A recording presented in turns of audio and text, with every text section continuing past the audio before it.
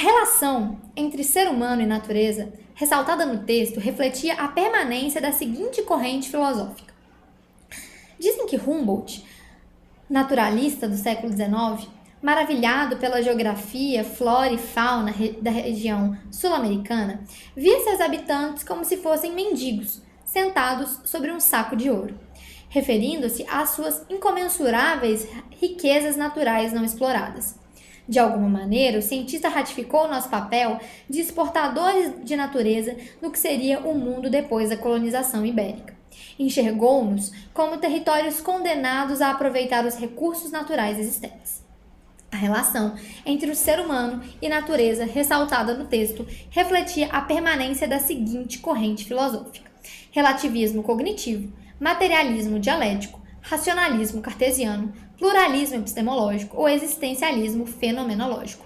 Tranquilamente, essa foi uma das questões de 2019 consideradas uma das mais difíceis. E vale comentar que se está no século XIX e ele está falando de permanência, é porque já aconteceu.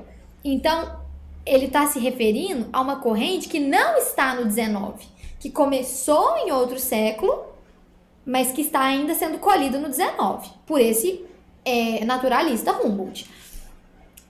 Você já descarta com isso materialismo dialético, porque o materialismo histórico dialético do Marx está no contexto do século XIX. Existencialismo fenomenológico, o existencialismo e a fenomenologia são do XIX.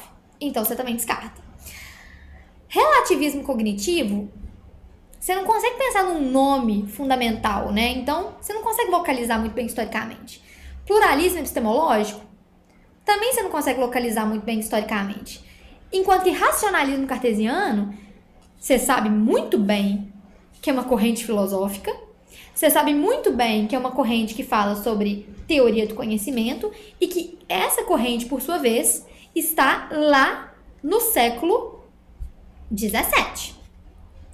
Então, tem uma permanência aí, né? É isso mesmo. E eu vou te explicar o porquê agora mesmo. O racionalismo do Descartes traz à tona uma dimensão muito importante na modernidade, que é uma relação de dominação da natureza a partir da razão.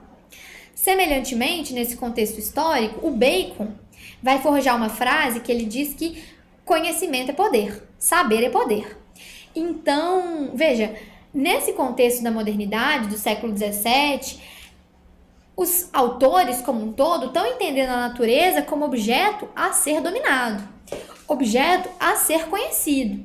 O Humboldt, por sua vez, está trazendo à tona, está permanecendo pensando nessa chave, que, por sua vez, é uma chave cartesiana. É uma chave que nasce no século XVII, mas ele se apropria dela no século XIX. Faz sentido? Essa é uma questão, como eu comentei aqui agora, que foi considerada difícil, porque você tem que fazer uns movimentos históricos e filosóficos para entender o que tem a ver Lé com Cré. Mas faz sentido que está tudo conectado? Essa questão é muito importante. Tudo bem?